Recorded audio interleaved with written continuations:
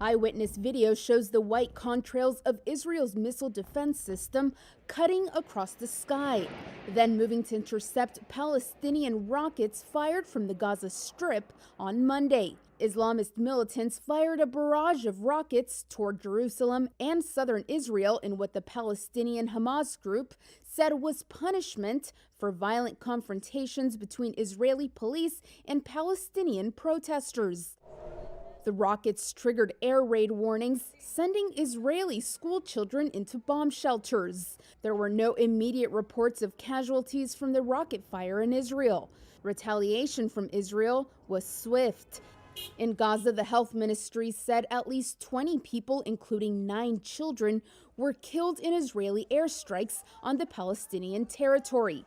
Some of the injured were brought to this hospital in northern Gaza, where a child cried out in pain and a woman who lost her husband screamed as she followed his body out of the hospital.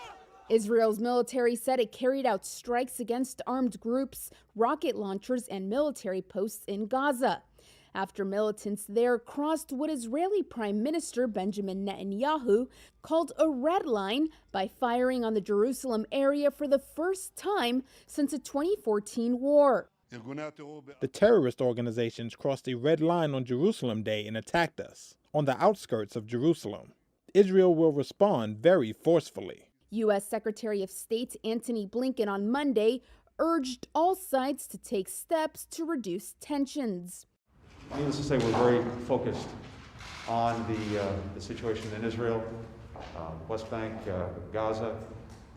Very deeply concerned about the rocket attacks that we are seeing now that need to stop and need to stop immediately. Tensions have been rising for weeks in Jerusalem. Jewish groups are trying to evict Palestinian residents from a neighborhood in the eastern part of the city.